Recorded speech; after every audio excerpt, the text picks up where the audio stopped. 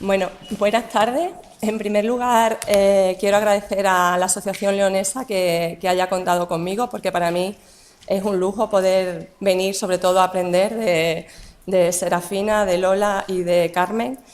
Y bueno, no solo porque haya contado conmigo, sino porque haya creído que lo que yo tengo que aportar es una visión interesante a lo que es la inclusión y a cómo los niños de altas capacidades están o no están dentro de ese concepto de inclusión.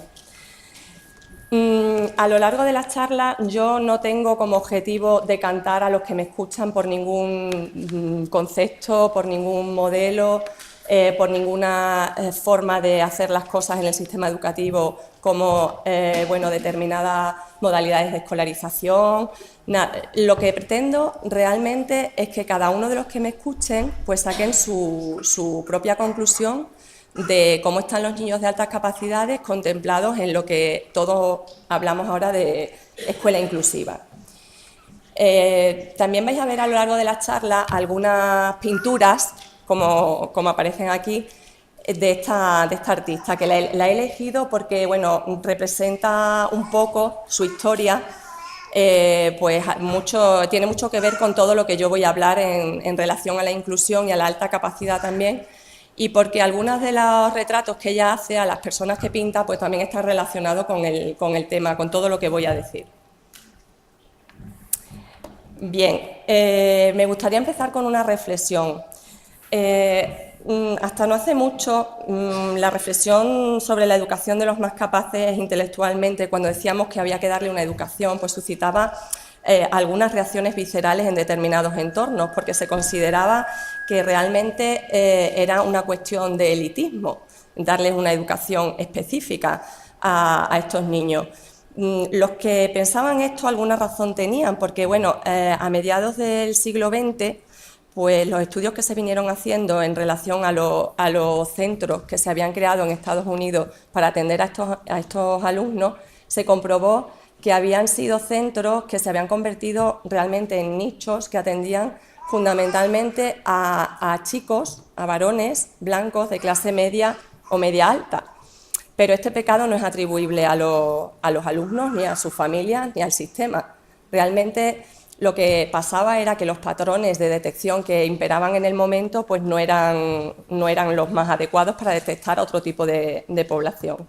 Entonces, esta visceralidad de considerar que esto era elitista pues se ha ido un poco apaciguando por tres motivos. En primer lugar, porque la sociedad del conocimiento necesita personas altamente cualificadas y cada vez más pues las sociedades y los países desarrollados se están dando cuenta pues que la mayor riqueza de un país está en el capital humano. Entonces se está creando una línea de desarrollo del talento porque conviene también a la sociedad.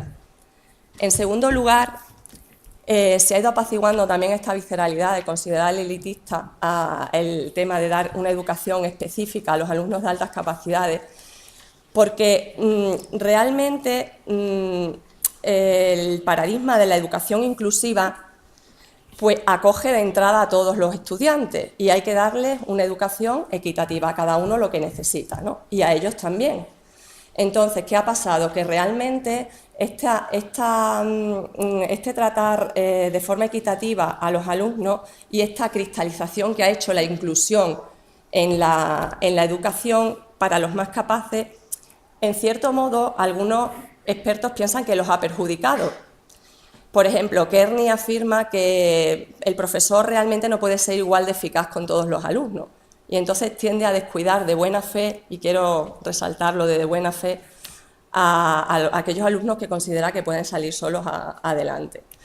Entonces, por último, también se ha ido apaciguando esa visceralidad inicial porque, están los informes PISA y ya sabéis que no quedamos muy bien parados en el tema de los niños que llegan al nivel 5 y 6, ¿no?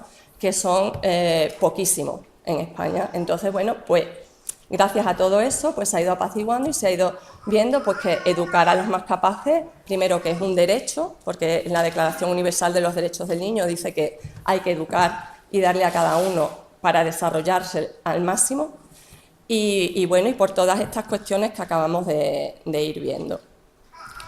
Entonces, a lo largo de la charla yo lo que pretendo simplemente es que, como he dicho antes, que cada uno reflexione sobre la inclusión y que, bueno, que también aclaremos los conceptos, porque muchas veces se utiliza inclusión de forma errónea, de forma sesgada. Entonces, lo primero que voy a hacer es aclarar los dos conceptos de lo que va la charla, que son inclusión y altas capacidades. Luego voy a filtrar todo por algunos casos reales y voy a hacer algunas preguntas de reflexión, pero no me voy a posicionar con respecto a nada, porque considero que la inclusión es algo complejo que implica muchas facetas y muchos puntos de vista y muchos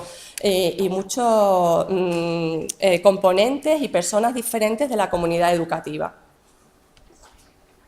Entonces, para empezar, ¿qué entendemos por inclusión? Realmente implica crear una cultura escolar, una forma de trabajo en los centros, que promueva la tarea de desarrollar formas de trabajo distintas, innovadoras también, que permita reducir las barreras al aprendizaje. Esto es importantísimo. O sea, los niños no tienen que tener barreras al aprendizaje. Si las tienen, no hay inclusión. Y que mejoren su participación. Tienen que participar. Después, significa también encontrar la forma de mover los sistemas educativos en una dirección que se ajusten esos valores de inclusión a las realidades educativas de cada centro, porque cada centro es distinto. Y por último, y muy importante, inclusión es una aspiración, una cosa a la que queremos llegar, que es difícil, es incluso un poco utópica, ¿no? Igual que la educación es un proceso, un camino que se va haciendo, pero es más un punto de partida que uno de llegada. Entonces, significa una aspiración, digo, y un valor que es igual de importante para todos los alumnos, alumnas y para todo el mundo, para los niños, para los jóvenes, para los adultos.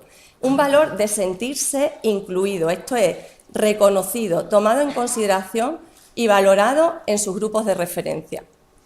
Si un niño no se siente incluido, tomado en consideración, reconocido y valorado, no está incluido, no hay inclusión. Entonces, cuando pensemos en inclusión o cuando yo hable a lo largo de todas las charlas o ponga casos reales, tenemos que tener en mente este óvalo. Para que haya inclusión se tiene que dar esto, se tiene que dar presencia, es decir, dónde están educándose los alumnos, los niños y jóvenes, y cómo de fiables son las instituciones donde se están educando. Luego tienen que participar de la enseñanza que están recibiendo. O sea, su enseñanza tiene que tener calidad. Si no tiene calidad, no hay tampoco posibilidades de inclusión. Es decir, además, hay que entender que todos somos distintos y que la diferencia enriquece y ver de qué manera se puede aprender desde la diferencia. Y luego hay que remover las barreras al aprendizaje, como hemos dicho antes, para conseguir el éxito educativo de todos los niños. Fijaros lo que estamos diciendo. O sea, de cualquier niño, tenga la discapacidad que tenga, ya sea más grave, de un niño con alta capacidad, de un niño con una enfermedad rara, de un niño con un déficit cognitivo, todos tienen que conseguir éxito. Y por último, para que haya inclusión, la inclusión pone una atención especial en los grupos de riesgo, en los grupos que están en riesgo de marginalización, de exclusión o de fracaso. Entonces, en segundo lugar, tenemos que explicar, por tanto, qué es exclusión, porque también se utiliza muy a la ligera esta palabra.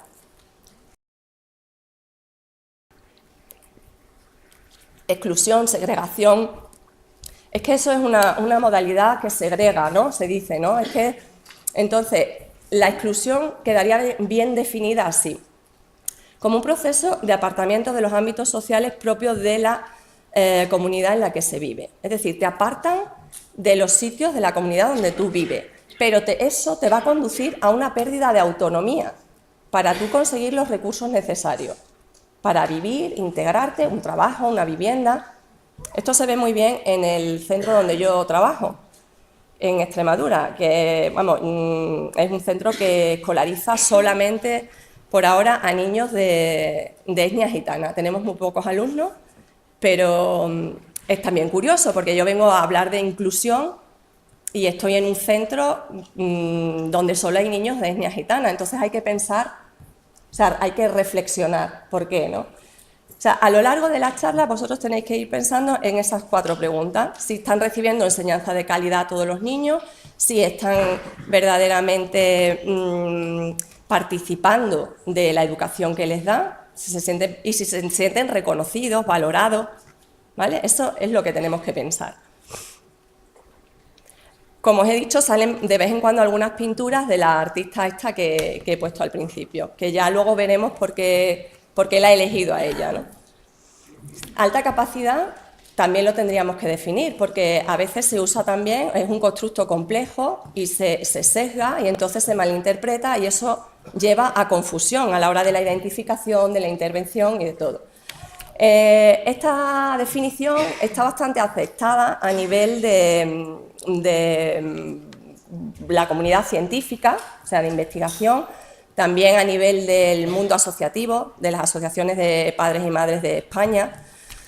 Y bueno, lo más importante de la definición para estar en la escuela es la primera parte para mí, que es la de que son niños que demuestran niveles de actitud extraordinarios. Pero eso lo define como una capacidad excepcional para razonar y aprender. O sea, lo que nos tenemos que fijar sobre todo es en eso. Aunque luego también habla de la competencia, los logros documentados en una área, en 2 áreas, en unas habilidades, ¿vale? Que también sería alta capacidad. No obstante, hay algunas definiciones que aportan cosas interesantes que no están en esta. Por ejemplo, la de Columbus Group habla del desarrollo asincrónico, ¿no? Incide en el desarrollo asincrónico y que a más capacidad hay más disincronía. Luego también la definición de Marland introduce una cosa que a mí también me parece importante y es que dice que son niños que van a requerir programas educativos específicos, que con lo que la escuela ofrece habitualmente, con eso no pueden avanzar ni desarrollarse plenamente. Y luego está también una definición que está en una ley, en la ley Javits, que es una ley que otorga becas a niños de clases socioculturales desfavorecidas que son brillantes, ¿no? Entonces, ahí dice que son aquellos niños que rinden o muestran potencial para rendir si se les compara con otros de su edad y de su entorno, que también es un matiz importante. Bien, y luego por último, esta otra definición, también si estamos en la escuela, es interesante porque realmente te dice quiénes son estos niños. Pues son niños que aprenden a mayor ritmo, con mayor profundidad y con mayor amplitud que sus iguales.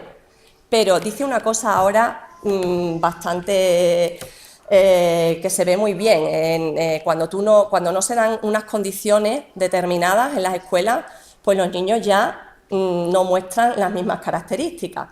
Dice, aprenden así, con mayor ritmo, con mayor profundidad, pero solo si trabajan en temas que atraen su interés y si encuentran en padres y profesores el apoyo y la guía adecuado. Entonces, lo que ocurre es que a veces no encuentran en padres y profesores el apoyo y la guía adecuado y entonces no pueden avanzar, empiezan a encontrar barreras a su aprendizaje. Y luego dice otra cosa importante también, que es que son un grupo internamente heterogéneo, por 2 motivos. Por el grado en que poseen la capacidad, es decir, que no es lo mismo un grado de capacidad que otro, incluso en el 1% superior hay diferencias abismales entre unos y otros, niños de altas capacidades, y también porque concurren otras características personales y sociales que van a modular eso. Por lo tanto, en la escuela no tenemos que buscar genios, porque la genialidad, además, es un logro de la edad adulta, y solo se puede conseguir pues cuando lo consiguen un porcentaje ínfimo de niños que fueron niños con altas capacidades, que tienen unos CI muy altos y una creatividad que logra romper con todo. Por eso luego los genios son los motores de la historia, porque rompen con todas las reglas y consiguen logros importantes para la humanidad. Pero esto es otra cosa. ¿En qué están de acuerdo todos los expertos? Porque hay muchos expertos y parece que cada uno tiene sus definiciones, cada uno tiene sus modelos y sus formas de medir la inteligencia. Entonces, Pero sí hay acuerdo en lo básico, en lo nuclear, ¿no? ¿En qué hay acuerdo? En estas cosas que hay aquí. Dice, el CI y la psicometría importan. Pues sí, importan.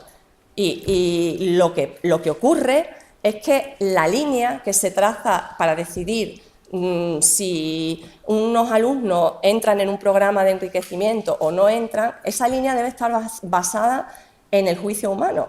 Debe hacerse de forma reflexiva, prudente. No, un test no decide. Decide una persona y decide lo que es mejor para el alumno, ¿vale?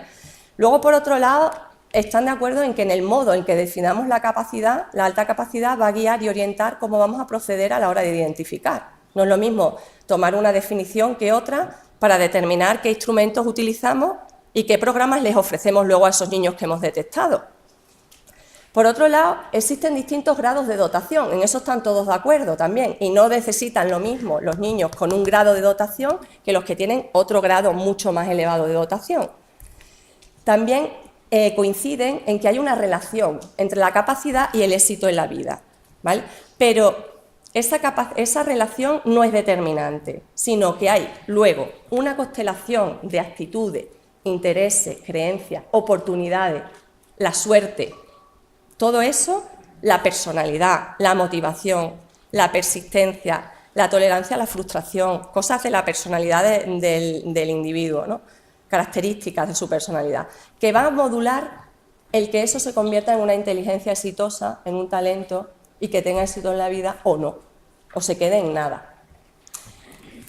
Por último, están todos de acuerdo en que la alta capacidad se da por igual en todas las culturas y etnias, es decir, que la inteligencia se distribuye democráticamente. Se da igual, otra cosa es que no se detecte, pero se da. Datos. Nosotros en España solamente tenemos el 0,2% del total de alumnos identificados. Entonces, aunque escogiéramos la definición más restrictiva, que sería detectar al 2,28% de la población, pues tendríamos que tener 180.000 alumnos y tenemos 24.000. Entonces, la pregunta para reflexionar que yo planteo es la que sale ahí, ¿no? Que sin detección puede haber inclusión. Si cogiéramos el modelo, por ejemplo, de Gagné, bueno, estos son datos del 2013, pero da igual, porque lo que quiero con esta diapositiva es que realmente el porcentaje de detección también va a depender del modelo que elijamos. Veis que la prevalencia cambia, vamos, porque en función de la definición que utilicemos va a haber más niños o menos niños detectados. Por ejemplo, el modelo de Gagné, ahora lo tiene más ampliado, ¿no? Pero es el modelo diferenciador de dotación y talento. Yo lo pongo mucho porque demuestra mucho todo lo que estoy diciendo y demuestra mucho lo que pasa realmente en el día a día de la escuela. Realmente, él dice que hay unas capacidades naturales que se pueden medir más o menos bien con pruebas psicométricas, con test, ¿no? Y que son más o menos heredadas, como en el dominio intelectual, en el creativo, en el social, ¿vale? Luego que hay todo eso que está en medio, que son catalizadores y que son de tipo ambiental, intrapersonal, la casualidad, y que todo eso es lo que modula y que hace que esos dominios, esas aptitudes más o menos heredadas, se conviertan luego en talento, en competencias en determinados campos de la actividad humana, por ejemplo, en artes, en servicios sociales, pero evidentemente un talento en psicología o en servicios sociales pues no se va a ver a los 4 años, no puede emerger a esa edad. Tiene que haber un entrenamiento, un aprendizaje, ¿vale? Unas casualidades incluso. Entonces, si volvemos a nuestra pintora, a la pintora que yo he elegido, por ejemplo, en este caso ha pintado una serie de pinturas sobre Frida Kahlo, pues su historia la podéis leer en la prensa, ¿no? Ella es Lita Cabelut. Ella tuvo una infancia muy difícil, ¿no? Pues era una niña que su madre fue prostituta, se cree, y de etnia gitana, y bueno, y la abandonó a los 3 meses. Entonces, ella estuvo viviendo con su abuela y se tuvo que encargar de sus hermanos pequeños. Estas cosas pasan mucho en la cultura gitana, ¿no? En la etnia gitana. Entonces, bueno, pues nada, fue internada en un orfanato cuando su abuela murió y luego la adoptó una familia a los 13 años. Entonces, a los 13 años, cuando la adoptó esta familia, su madre adoptiva la llevó un día al Museo del Prado y la niña dijo: quiero pintar. ¿Y me pones un profesor de dibujo?, le dijo a su madre. Y entonces la madre se lo puso, le puso un profesor de dibujo y además la dejaba pintar en el garaje de la casa cuando acababa las tareas, que también, si leéis en la prensa, se dice que tenía rasgos disléxicos, que iba a la escuela, pero que bueno. Entonces, bueno, pues esta pintora pues ahora mismo es de las más cotizadas que hay en España, ha expuesto en Dubái, en Seúl, porque su lenguaje pictórico es muy peculiar.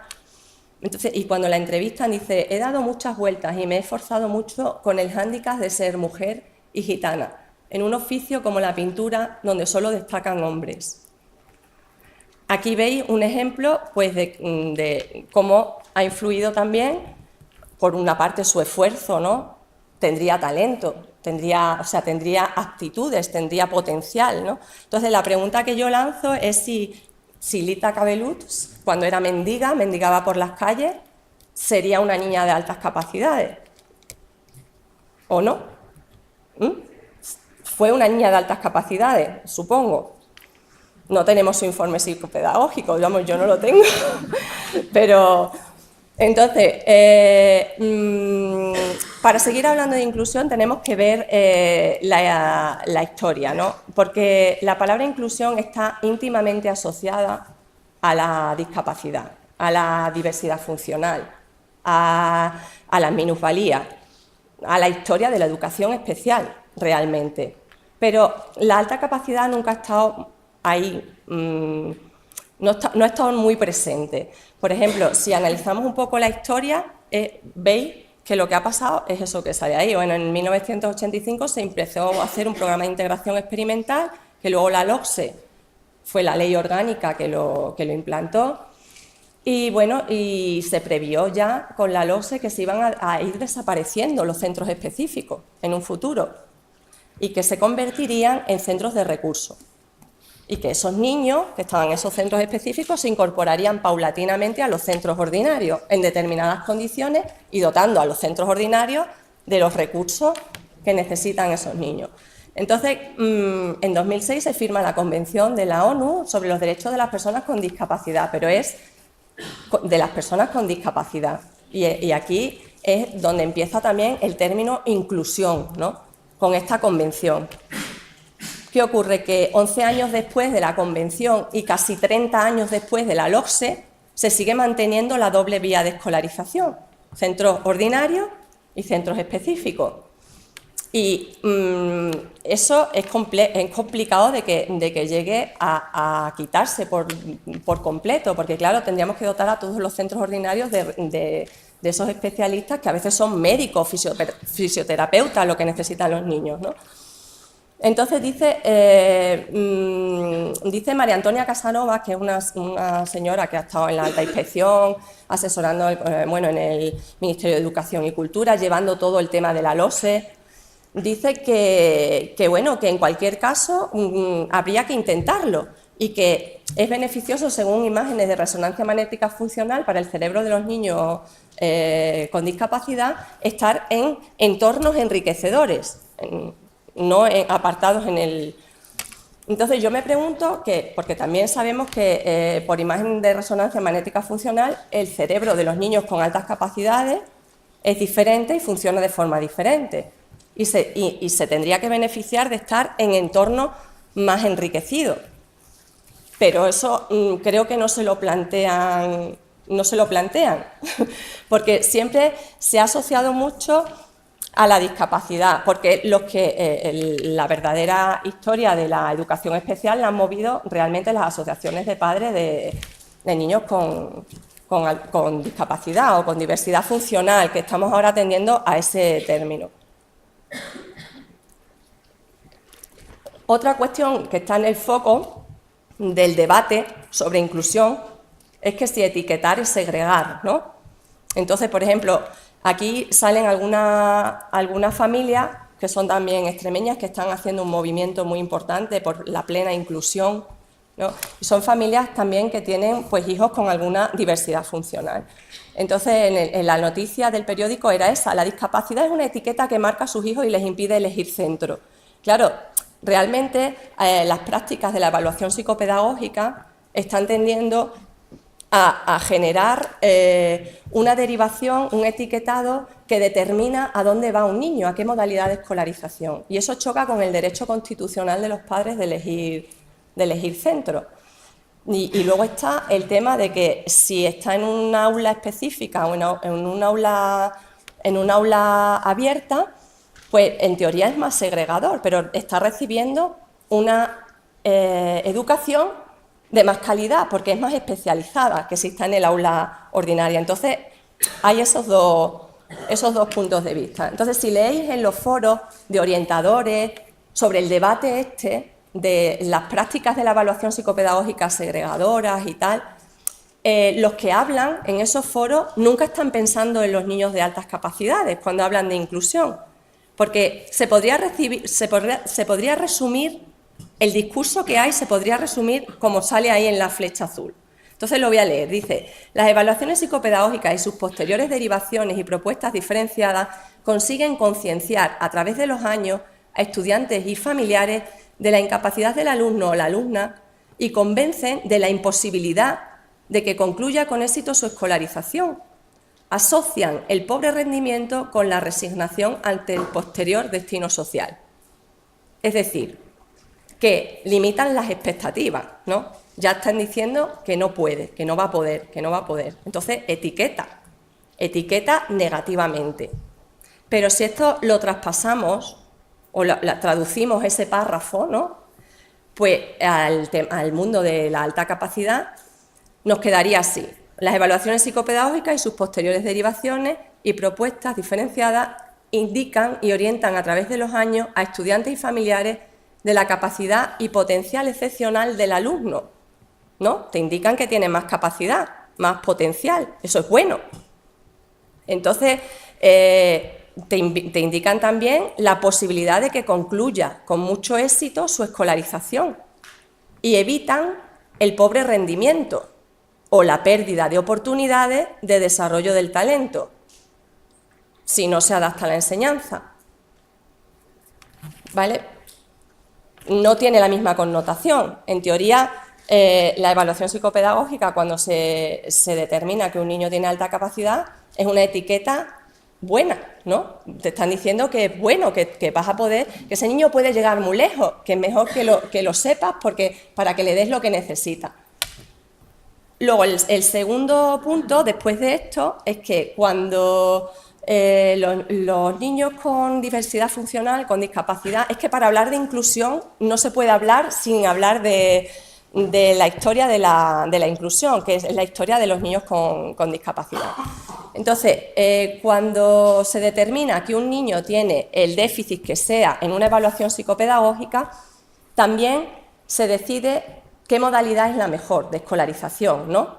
Puede ser más inclusiva o más segregadora, en teoría, ¿no? Entonces, hay esas posibilidades normalmente, independientemente de las comunidades. Bueno, en algunas hay unas diferentes, pero más o menos esas. Aulas abiertas, aulas específicas, centros de atención educativa preferente, centros de educación especial. Y luego están las asociaciones de padres que se han convertido en centros concertados ya, de déficits visuales, de déficits auditivos, de trastornos del espectro autista. ¿Qué ocurre? Que para la alta capacidad realmente esas modalidades de escolarización no han existido. O sea, han existido, están empezando por ejemplo, en Aragón, pues están las aulas de desarrollo de capacidades dentro del horario escolar, o ahora en territorios MEC se van a poner algunas aulas de este tipo. Pero nosotros no podemos decir que no queremos centros específicos o centros de atención educativa preferente porque no sabemos qué calidad y qué grado de participación tendrían con respecto al que tienen ahora los niños con altas capacidades. ni a lo mejor tendría la misma connotación, como pasa con lo de la evaluación psicopedagógica. Por ejemplo, aquí a Espaimba, en Badajoz, hay sobre todo 3 asociaciones que llevan muchísimos años trabajando y que se han convertido, pues eso, casi en una empresa, ¿no? Aquí a Espaimba lo que ha hecho ha sido ofrecer servicios a los familiares, pues servicios que necesitaban sus familias, y entonces tienen 56 trabajadores, centro especial de empleo, 32 plazas en viviendas tuteladas. Entonces, bueno, pues ¿qué pasa? Pues que los tiempos en la educación son muy largos. Pasan 30 años y lo que se dijo que era bueno en la investigación ahora llega a las aulas, pero llega 20 años después. Entonces los padres no pueden esperar, tienen que dar una solución, y por eso surgen también las asociaciones. ¿Qué podemos hacer entonces para mejorar el grado de inclusión? Pues a nivel político, las políticas educativas tienen que encontrar un equilibrio entre todo esto, ir mejorando poco a poco entre las medidas que ofrecen, ordinarias, extraordinarias, excepcionales, y los recursos materiales y humanos que tienen, pues qué formación específica tienen esos recursos, y luego tener en cuenta las diferencias individuales y las situaciones excepcionales, porque esas situaciones a lo mejor no las va a poder atender en un centro ordinario, de forma que haya calidad para todos los alumnos en la educación, que es el reto del siglo XXI, de la educación, que todos tengan calidad. Y eso no se puede conseguir solo con la escuela, se tiene que conseguir trabajando juntos, universidad, asociaciones, fundaciones, escuela, familia. ¿Qué otra cosa podemos hacer para aumentar el grado de inclusión de los niños con alta capacidad o con discapacidad? Cumplir la ley. Porque la ley lo que dice, las leyes orgánicas, las leyes estatales, o sea, que afectan a todas las comunidades autónomas, sabéis que hay una jerarquía, ¿no? Pues está la Constitución, pues luego están las leyes orgánicas, los reales decretos, todo eso está por encima de las leyes autonómicas. Entonces, aquí la ley que te viene a decir que hay que atender el ritmo de aprendizaje del alumno, lo dice, que hay que partir de lo que sabe, que hay que detectar tempranamente sus necesidades y atenderlas, que los centros deben ofertar o deben concretar su oferta educativa en función de los alumnos que tienen y de las características de su entorno. Todo eso lo dice la ley. Y también dice que hay que trabajar con metodologías activas en las aulas, ¿no? Esto no es nada específico para altas capacidades, es simplemente, aquí tenemos una orden, la orden del 2015, que relaciona las competencias, los contenidos y los criterios de evaluación para todos los maestros y para todos los niños de la primaria, la secundaria y el bachillerato. ¿Qué dice ahí? Que lo tengo muy subrayado, el anexo 2.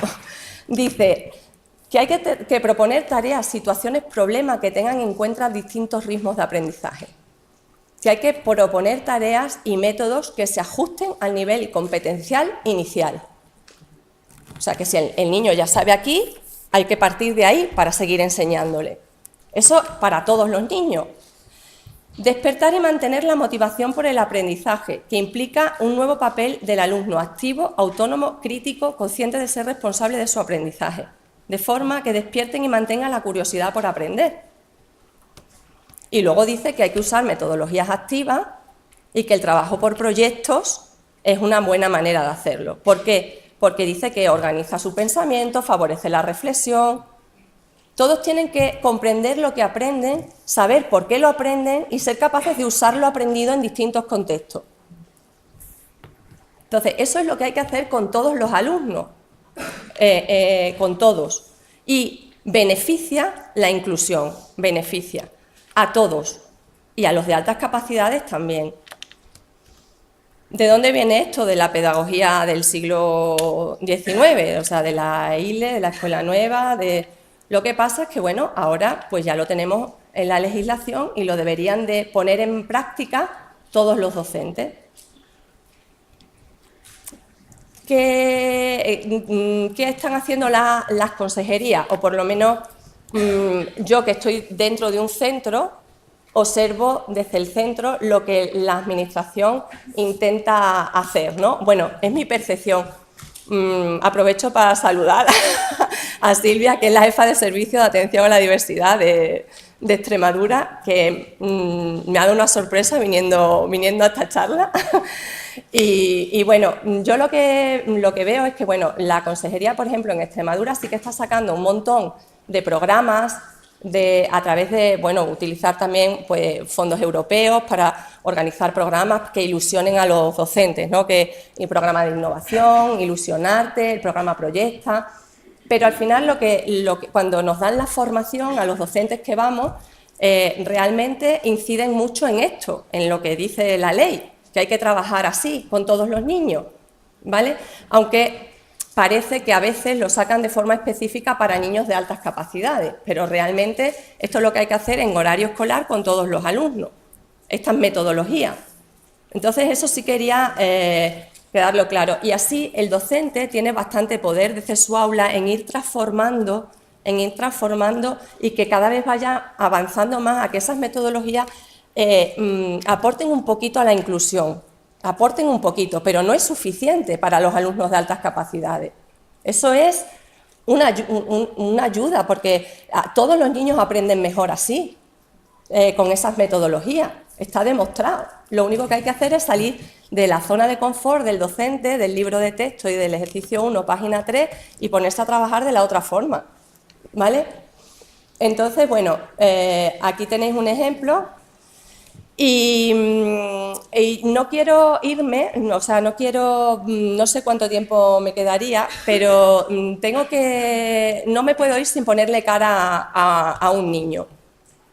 Porque ver cómo está un niño en la escuela y a partir de ahí reflexionar sobre si hay verdadera inclusión para los niños de altas capacidades o no.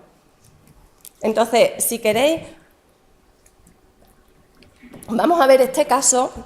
Podía haber elegido muchos, pero he elegido este porque me parece que representa mucho lo que ocurre en muchos sitios de España, en muchas escuelas de España. Sabéis que también cuando hablamos de escuelas no podemos pensar en un tipo de escuela que tengamos también un cliché de la que más conocemos, ¿no? Hay escuelas rurales, hay escuelas unitarias, escuelas grandes, escuelas concertadas, privadas. No, el alumnado no es igual, los profesores tampoco, ni lo que se puede hacer en unas ni en otras, ¿no?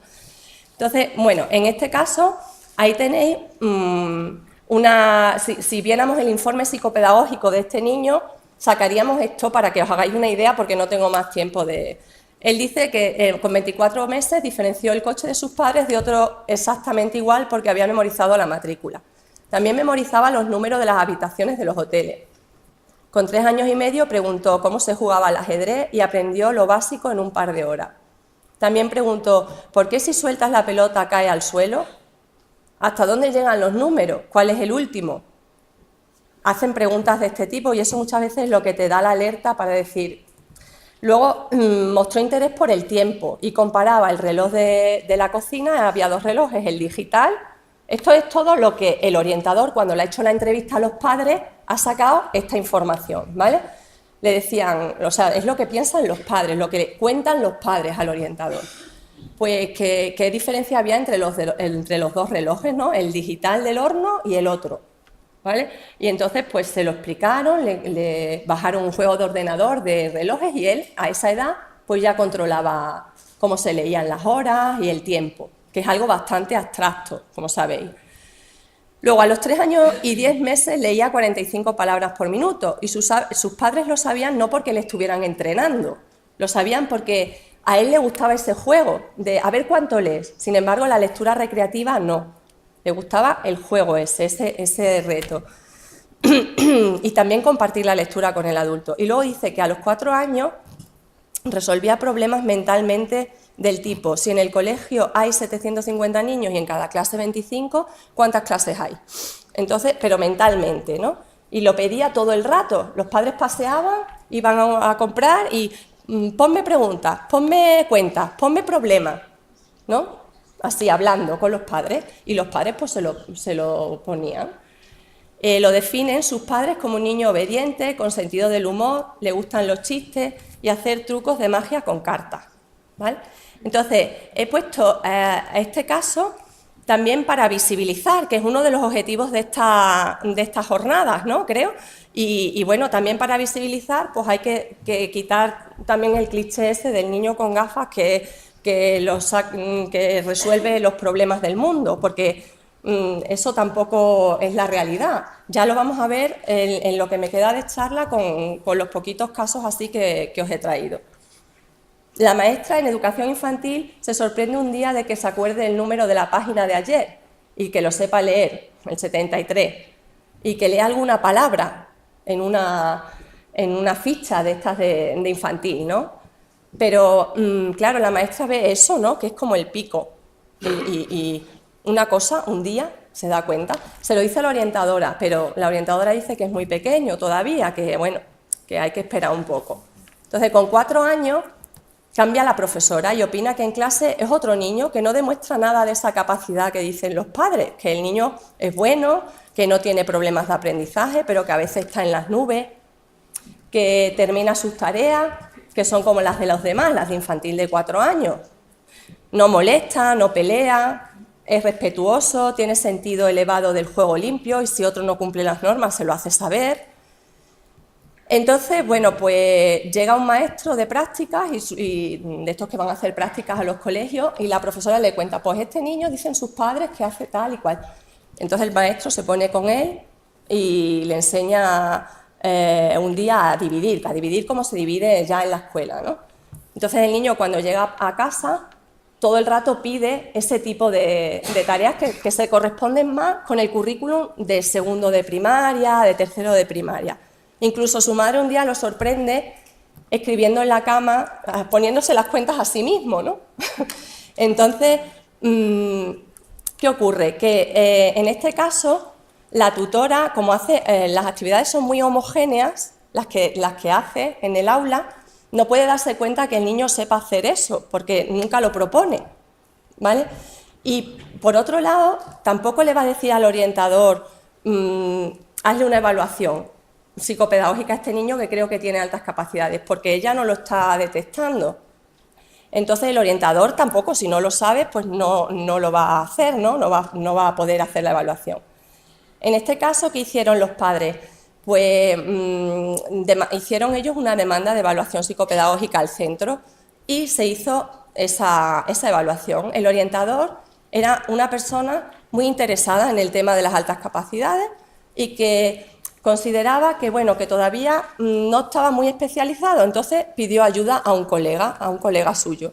Hicieron esta evaluación, que, bueno, ahí veis, esta evaluación no, la evaluación es mucho más completa, os he sacado solamente la parte de la evaluación de la inteligencia, las técnicas que usaron y eso, ¿vale? Entonces ahí veis que en este caso, bueno, pues esos fueron los resultados, no sé, lo estáis leyendo más o menos, ¿no? Por ejemplo,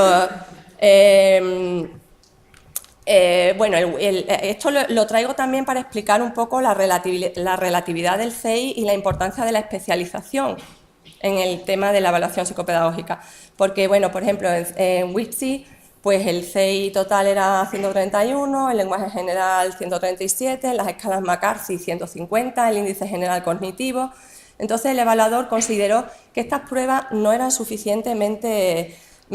tenían un determinado techo, ¿no? O sea, no había ítems lo suficientemente difíciles en muchos subtests para poder determinar cuál era la capacidad verdadera del niño. Y entonces aplicó otra prueba que es el Stanford Binet y ahí, bueno, pues salía el CI más alto todavía.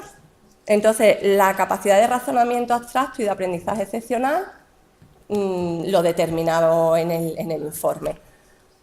También en las escalas McCarthy, pues en actitudes siempre centil 99, centil 90, ¿vale? Y en conducta habían visto, pero de forma solo fronteriza, un poco la atención por debajo. Sabéis que puede cursar también el déficit de atención con alta capacidad. En este caso no, en este caso determinaron que estaba muy influido por la ansiedad de ejecución, ese pico que le salía y que no era patológico. Entonces, este es un caso muy fácil, porque no tiene mucha complicación, porque además no tiene doble excepcionalidad, Es un niño que ¿qué es lo que necesita? Lo que necesitan la mayoría de los niños que están identificados ahora mismo en España, que son, la mayoría de los que están identificados son los del 2,28%, o sea, los que cumplen unos 6 altos, realmente. Luego están los talentos simples, a lo mejor en algunas comunidades, pues según los protocolos que tienen en cada comunidad, pues hay más detección de otro tipo, ¿no? Pero estos niños lo que necesitan realmente, según Renzulli, dice que necesitan 2 cosas. Una, ver de qué manera pueden ir más rápido por el currículum, que no digo ya que sea saltándose cursos, si el profesor cumple la ley, que es adaptarse al ritmo, pero si no lo hace, nada más que tenemos una opción, que es la de cómo aceleramos el currículum. Entonces, está la opción esa, dice Renzulli, y por otro lado, enriquecerlo. O sea, solo hay que hacer eso, hay que ver de qué manera puede ir más rápido por el currículum. Estoy extrayendo solo lo curricular, ¿vale? No me estoy refiriendo a lo emocional, porque entonces no me da tiempo. Luego está la parte de la amistad, un montón de cosas, ¿no? Pero básicamente él dice eso, que con estos niños hay que hacer eso, ¿no? Entonces, ¿qué grado de inclusión le ofreció a este niño el sistema educativo? Para empezar, le ofreció muchísimas barreras a que pudiera seguir aprendiendo, porque al principio la primera barrera estaba un poco en la normativa, porque nosotros teníamos un decreto que decía que los niños tenían que demostrar todas esas cosas en su informe psicopedagógico para que se considerara que tuvieran altas capacidades. Entonces, en este caso, el orientador que nos tocó, pues estaba formado y sabía que esto realmente es un poco una malinterpretación de las teorías de Renzulli, ¿no? Entonces no dio importancia y determinó que tenía altas capacidades. Si os fijáis ahí, él no pasó ninguna prueba de creatividad, ni él ni su compañero, porque, bueno, consideraron que a los 4 años y medio tampoco hay mucho tiempo de haberla podido desarrollar y que el niño, una prueba de creatividad te puede decir que el niño no tiene índices de creatividad en esa prueba, o sí los tiene, pero no que sea creativo o no, o que pueda serlo en otra área de interés y que la pueda desarrollar después, a lo mejor en las matemáticas, en la robótica, en la tecnología. Entonces, determinó eso, pero en otros casos que hemos tenido en Extremadura sí que hay orientadores que sus propias pruebas de CIs les dan a lo mejor pues 140, pero si en creatividad o en dedicación a las tareas, ¿a qué tareas? A las tareas típicas escolares, no es la dedicación la que tienen que tener. Entonces, si les da un percentil bajo, en base al artículo 17 han determinado que no tiene altas capacidades. Pero ¿eso qué es? Es una barrera a la inclusión por falta de especialización, de formación. ¿Me entendéis? Entonces, después de esto, nosotros en este caso sí lo tenemos. Tenemos un informe a los 4 años y 10 meses, que es bastante pronto, bastante especializado el informe. Y luego, bueno, pues para que este niño avance o se le acelere el currículum o se le dé más rápido, tiene que pasar por esas fases, ¿no? Por pues medidos las ordinarias. En este caso, los 2 primeros escalones no se ponían en marcha, porque las metodologías activas el profesor no las utilizaba todavía y tampoco lo derivaba al orientador. Entonces, fueron los padres los que, en colaboración con el orientador, con la Asociación de Apoyo de Altas Capacidades de Extremadura y todos, decidieron que iban a hacer esta evaluación. Y entonces, pues pasaron a las medidas que verdaderamente necesitaba, que son las de los 2 últimos escalones. Luego hay otra barrera, que es la burocrático-administrativa. Tenemos que tener todos esos informes para que el niño consiga o bien que se le den 2 asignaturas en un curso superior, o que el profesor haga lo que realmente dice la ley que hay que hacer, que es adaptarse al ritmo de aprendizaje, pero es que es así. Entonces, ¿qué ocurrió? Que aquí sí teníamos todos, ¿no? Pero por todos esos escalones hay muchas personas, muchos técnicos que van viendo esos informes, que pueden tener más formación en altas capacidades o menos. Entonces, si en algún momento hay una persona que no lo ve, que eso sea lo mejor para ese niño, determina que no necesita eso, con lo cual se queda en el aula que estaba haciendo lo que tocaba. Y eso para el niño pues no es un desarrollo pleno, no es participar de la educación, no es sentirse incluido, valorado, respetado. tomado en consideración, que es lo que hemos dicho que es inclusión, ¿no? Entonces, este niño todo iba bien, nos saltamos primero de primaria, porque ha habido colaboración, el orientador, con la familia, con la asociación, con el colegio, y las actitudes no han sido demasiado negativas de los docentes, porque otra barrera importante son las actitudes. Entonces, ¿aquí qué ocurre? Que el niño ya está en tercero y lo que le interesa hacer es el tema de, no quiero decir que lo sepa hacer, sino que le interesaría que se lo explicaran, problemas de lógica, tipo, pero lo que le toca hacer con el profesor que le ha tocado, que a lo mejor le puede tocar un profesor estupendo, que desarrolle metodologías activas y que el niño pueda ir más rápido. Lo que le toca hacer es lo de los relojes, y lo tiene que hacer y además hacer las tareas en casa igual. Entonces, otro problema, enseñanzas de régimen especial y enseñanzas de régimen general. Esto es la vida del niño en el colegio. Es así, o sea, y entonces el niño sufre. El niño sufre y no está siendo como él es, está disimulando, está intentando adaptarse, por tanto, en la edad adulta puede incluso tener problemas de personalidad, o sea, es que no es ninguna tontería. Y aparte, el derecho del niño es desarrollarse de forma plena, es que lo dice la Constitución y los derechos la Declaración Universal de los Derechos del Niño. Entonces, ¿encuentran los alumnos barreras al aprendizaje y desarrollo pleno? ¿Hay inclusión en la alta capacidad? ¿Son fiables y eficaces las instituciones en las que son educados? ¿Son sus experiencias de aprendizaje de calidad? A nivel extraescolar, este niño también ha dado con una familia que más o menos ha sabido, él tiene unos hobbies que son deportes, en este caso, ¿no? Golf, tenis, ajedrez. Ha encontrado apoyo en la Asociación Extremeña de Altas Capacidades, que ha creado un grupo de enriquecimiento de ajedrez. Y bueno, y por otro lado, pues está la música, que le gustaba de pequeño, pero ya hay que tocar todos los días, hay que estudiar. Pero bueno, su familia se lo ha mantenido, porque tienes que también educar la perseverancia, educar en lo que, bueno, ya no te gusta, educar en lo que no tiene el colegio. El colegio no le da que tenga que esforzarse, que tenga que estudiar, porque no tiene que estudiar. Entonces eso se va acumulando y llega un momento en que no desarrollan ni el hábito de estudio ni aprenden a compararse con otros, bueno, pues llega un momento en que incluso esto luego en la secundaria se transforma en bajo rendimiento. Bueno, en este caso llegamos a quinto de primaria, estamos hablando de la escuela, el niño llorando en casa. ¿Para qué tengo que ir a la escuela? Estoy dando otra vez lo mismo, porque el currículum sabéis que es cíclico, que se repite. No sé si hay muchos docentes, un problema que tengo es que no sé muy bien si las personas que me están escuchando son más docentes, más familias, pero bueno, él dice eso, ¿no? Dice eso en su casa. ¿Por qué no me ponen en sexto? En mi clase hay un niño repitiendo. Dice, creo que cuarto ha sido el curso más difícil, y dice sus padres, más difícil. Sí, el más difícil de soportar, porque era como hacer otra vez tercero.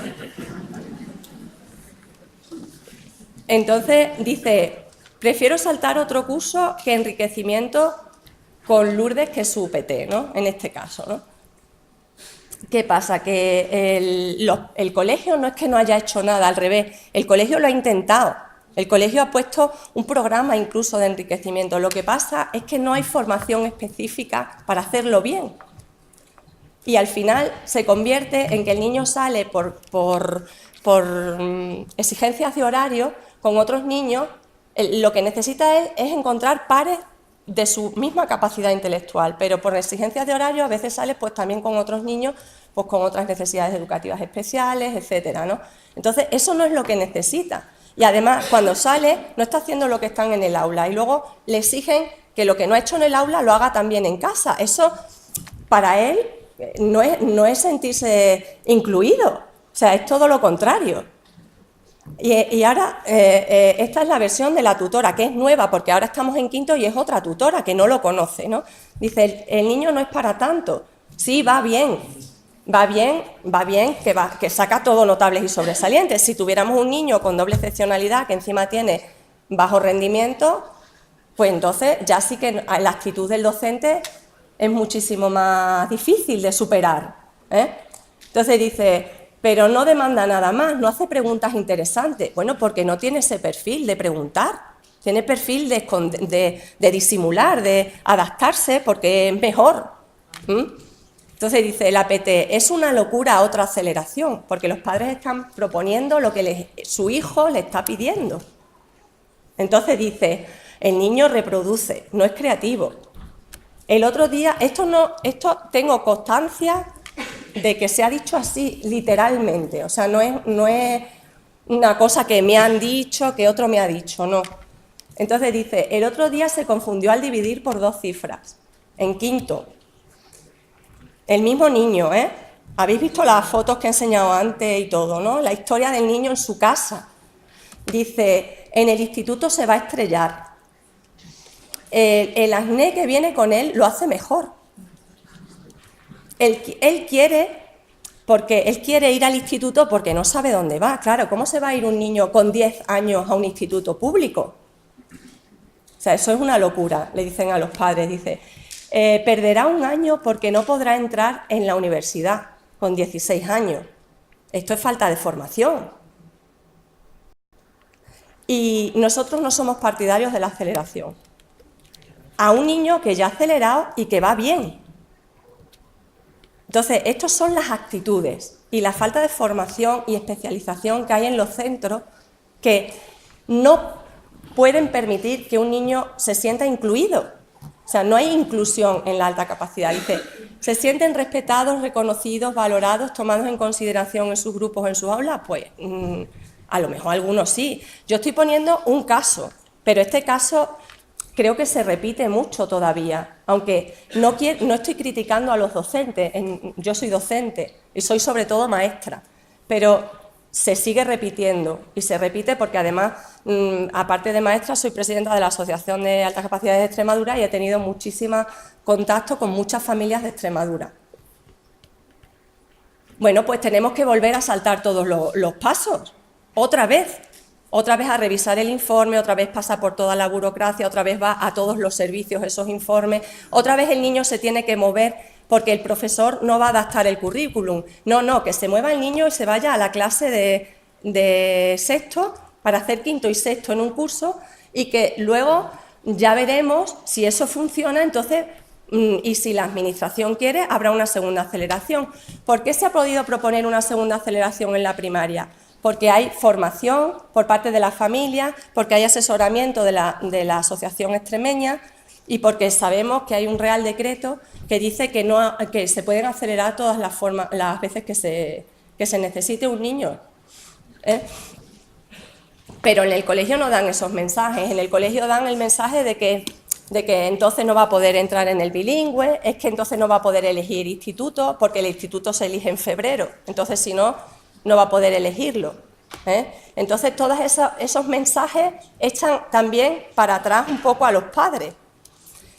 Bueno, al final estamos en un instituto público con este caso y esas son sus notas. En primero de la ESO tendríamos que estar haciendo lo de quinto, lo que toca en quinto de primaria. Bueno, son notables y sobresalientes, las notas no son muy relevantes, pero realmente si el niño estuviera en quinto de primaria sacando notables y sobresalientes, eso sería bajo rendimiento, ¿sí o no? Porque si puede sacar notables y sobresalientes en primero de la ESO, entonces ahí, y bueno, no sabemos si a lo mejor si le ponemos en segundo de la ESO, cómo estaría, ¿no? Pero él sigue sintiendo que no aprende en el instituto, que aprende en francés y en plástica, porque en francés es nuevo, no lo ha dado nunca, y en plástica da dibujo técnico. Pero el resto del currículum se vuelve a repetir, no sé, los docentes lo sabéis, es muy repetitivo, está pensado así, ¿no? De forma cíclica, para ir avanzando un poquito más, pero se dan las mismas Y si el profesor no utiliza metodologías activas, pues el niño lo que ve es que es un profesor que explica, pone ejercicios y los corrige. Y entonces eso no es lo que necesita. Todo se complica más con la inclusión si hay doble excepcionalidad. En este caso, por ejemplo, la niña esta pues fue derivada al orientador porque tenía problemas. O sea, no iba bien en el aula. Entonces, el orientador le pasó unas pruebas y se dio cuenta que tenía también unos CIs muy altos. Entonces dijo, bueno, esto no me cuadra, ¿no? Y la niña, bueno, pues lo que también la hemos conocido en la asociación, la hemos orientado y se ha orientado por la vía más de la parte de tecnología, de robótica y tal. Y en eso, pues ella va fenomenal. Pero luego a nivel académico, pues hay una serie de limitaciones que tiene con el tema lectoescritor, porque realmente en la escuela casi todo está filtrado por la lectoescritura, entonces también ahí se pueden hacer modificaciones y habría también un poco más de inclusión para niños de este tipo. Yo la comparo, igual que he puesto antes el caso de la pintora, pongo el caso de Luz Rello, que no sé si la conocéis, que ella, bueno, si la leéis en los periódicos, habla de que, bueno, que fue una niña que suspendía, que siempre estuvo en un aula específica porque tenía dislexia, ¿no? Pero bueno, ahora luego ha sido el premio a la mejor investigadora joven de Europa, porque dio con un mentor, el que le dirigía su tesis, que le dijo, investiga sobre tu problema. Y es la que ha creado el Detective, el programa Piruletras, que no sé si lo conocéis, para trabajar la dislexia. Ha hecho una investigación, está en Estados Unidos investigando y es genial. Pero ella lo que dice es eso que pone ahí. Aprendí que era la más tonta, dice, en el colegio, que el resto, y tendría que ir trampeando para que nadie se diera cuenta. Y que todavía hoy le cuesta mucho asimilar que ha ganado premios, porque eso no se borra. Bueno, ya voy finalizando porque ya me habré pasado, pero este caso también es un chico extremeño que lo quiero poner porque es discapacidad y, bueno, a ver, en ningún sitio de los periódicos las personas que yo he sacado se diga que tengan altas capacidades. Ni Lita Cabeluz, la pintora, ni Luz Rello, ni este chico tampoco. Se dice que tienen o discapacidad o que han tenido dislexia o que, bueno, pues ahora están teniendo mucho éxito con la pintura y tal, ¿no? O que ha tenido una infancia del tipo que sea. Pero en este caso, por ejemplo, dice de Javier que a los 14 años perdió la audición poco a poco. Médicos y profesores decían que se trataba de tapones, distracciones. En plena adolescencia dejó de ver. El entorno respondió mal, sufrió bullying por parte de compañeros y profesores en la escuela ordinaria. Él se aisló y abandonó en cuarto de la ESO. Su padre se afilió a la ONCE, donde un psicólogo lo convenció de salir de su pozo. Su padre consiguió una plaza en el Centro Específico de Madrid, donde aprendió dactilológico y braille. Aquí está también el tema que os he comentado antes, de centros específicos, centros ordinarios, la especialización, ¿vale? En el instituto tuvo la ayuda de la Fundación y Organización de Ayuda a Personas con Sordoceguera, que es de la ONCE también, ¿no? Por eso digo que para conseguir calidad tiene que ser fundaciones, escuelas, asociaciones, porque es muy complejo. Y aquí, pues él ha sido el primer chico Erasmus con sordoceguera, es un chico de Plasencia, de Extremadura. Y dice, mis amigos dicen que tengo superpoderes, pero yo solo he tirado para adelante. Aquí se ve lo que os he explicado antes de las características de la personalidad, igual que en la pintora, ¿no? Que realmente porque han llegado a tener éxito, a desarrollar ese potencial que tenían y convertirlo en talento, pues porque tienen unas características de personalidad y han dado con determinadas personas en su vida que les han sabido orientar. Entonces, bueno, Hay una frase que dice, no sé si se oye. una cabeza llena de miedos No. tiene lugar para los sueños. Y yo me aplico eso, y con miedo creo que no se vive. Además, ahora he hecho prácticas en la dirección general de la ONCE, y estas prácticas las he superado. Nada.